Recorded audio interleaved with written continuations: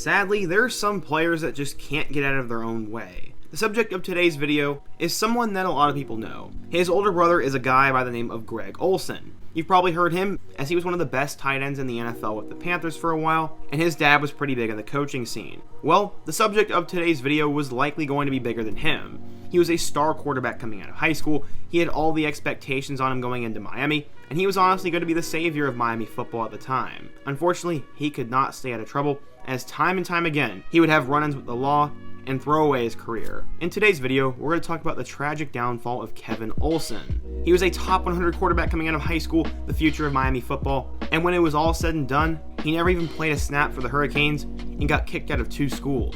But before we get into today's video, be sure to hit that subscribe button, as nearly 80% of you guys are not subscribed for this college football season, and you're definitely not going to want to miss out on all the content I have coming your way. Now, let's get started and talk about what happened to Kevin Olsen. In order to understand what went wrong for Kevin Olsen, we need to go back in time. He was the son of a legendary high school football coach and the brother of an all-pro tight end by the name of Greg Olsen. Greg played for the Miami Hurricanes, and like father, like son, football was a huge part of Kevin's life. While Greg was at Miami, Kevin was always seen at the Miami practice fields and playing with those Miami team members when he was only in middle school. He eventually blossomed into a big-time quarterback prospect and was the signal caller for Waynes Hill High School. He had an outstanding prep career in the state of New Jersey and became one of the top quarterbacks in his class. He threw for more than 1,600 yards and 20 touchdowns as a junior and won the New Jersey State Football Championship game. He was a big-time player and a big-time recruit. Ultimately, his recruitment was pretty simple. It was down to Wisconsin, Auburn, and Miami. To no one's surprise, Olsen committed to Miami and had this to say, quote, "Miami is a great place. You can't beat the weather down there. And I really think Coach Al Golden has the program going back in the right direction and is close to getting them back in the national spotlight like they were when my brother was there and before him. I think eventually Miami is going to be back there." That's some high praise for Al Golden, who didn't end up panning out very well, but at the time there was a lot of hype for him. Olsen was a huge deal, and despite missing part of his senior year with a foot injury, scouts saw him as a big-time prospect. One scout even had this to say, quote, "I think he's going to be a big-time ball player.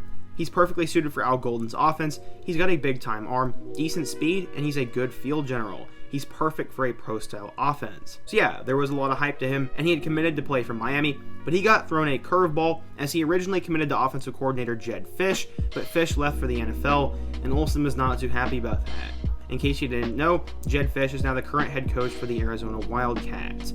According to 24/7 Sports, Kevin Olsen was a 4-star recruit, the number 5 pro-style quarterback, and the 93rd best player in the class of 2013. He was going to be the future of Miami football, but then the trouble began.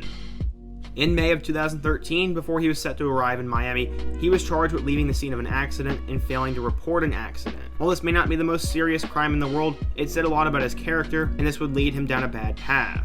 Hopefully, it was just a phase and a one-time thing though. When he arrived at Miami, he would decide to redshirt behind Stephen Morris, and Olsen was ready to take over after the 2013 season. Al Golden had the program on the rise, and when starting quarterback Ryan Williams went down with a knee injury, the starting job was likely going to be Olsen's, but then another curveball was thrown. Not only did he get beat out in camp, but he was also suspended for the season opener at Louisville for failing a drug test. He also drove under the influence, possessed a fake or a stolen driver's license, and he was expelled before he could ever start doing anything at Miami. I know he jumped into that pretty quickly, and I'm going to backtrack a little bit, but here's what Al Golden had to say about all this. Quote, "It's not the end. It's not going to be the end for Kevin from that standpoint. I've known the Olsen family when I got into coaching around 1995. I've known Coach Olsen and started to recruit his older brothers Christian and Greg in the late 90s. When Kevin was 9 years old and 10 years old, I watched him grow up. From that standpoint, that was tough for all of us to see happen, and right now it's about Kevin and his family, and we need to respect that. I have no doubt that Kevin will be back, and he needs his time to look at himself and obviously move forward. I have no doubt with the support of his family, his brothers, his mom, and his dad, and obviously those who know him really well, that Kevin is going to have the right ending at the end of this. Unfortunately, this would be a downward spiral for him, and things would only get worse for Olsen. But backtracking a little bit, he obviously redshirted back in 2013 behind Morris, and then when Williams went down, he was going to be the starter, but he would face a lot of competition. True freshmen Brad Kaya and Malik Rozier would both play better than him, and they also brought in a transfer by the name of Jay Keeps, who was also a big-time recruit coming out of high school. Not only was Olsen now buried on the quarterback depth chart when he was presumed to be the next guy, but now he was expelled from Miami and there was no going back. He'd already tarnished his name in the college football world, probably get another chance, right? Yes, he would get another chance as he go to a smaller school that is called Towson. He went there to save his career, and with that second chance, everyone was hoping things would be different this time. He transferred to the Tigers in January of 2015, but guess what? He was dismissed from the program by their head coach before spring ball even began for a violation of team rules. From there, Olsen would leave for California, and he would go into the junior college system. While he was there, he did do enough to get one more Division I football chance. Olsen would decide to transfer to Charlotte, praying he would save his career there. With the Miners, he would play in 6 games, and he threw for a total of 842 yards, 6 touchdowns, and 3 picks. Their head coach said this: "In practice, things would look good, but in games, the offense wouldn't click, or took a while to click. He didn't have the pocket presence, he couldn't tell when trouble was about to descend upon him, and he lacked the timing with his receivers." Basically, the coach said he was no good, and that when he got on the field, things got worse.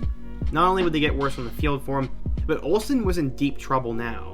During his time at Charlotte, he was accused of assaulting a woman, and not only was football done for him, but now he could have been behind bars. I don't want to go into a whole lot of detail about this because I don't want to get in trouble with YouTube, but in 2018, the trial ended up happening, and he was found not guilty.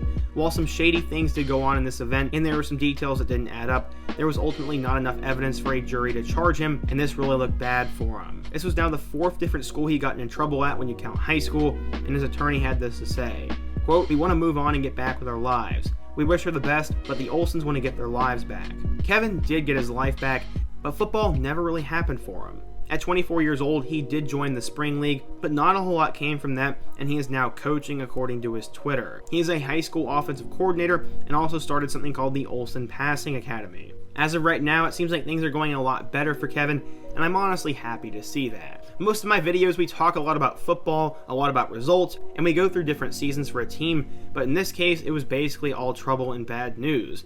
We didn't even get to talk about any Miami football or anything like that, and this video was definitely a little bit of a change of pace. When you ask yourself what went wrong for Kevin Olsen, he has no one to blame but himself.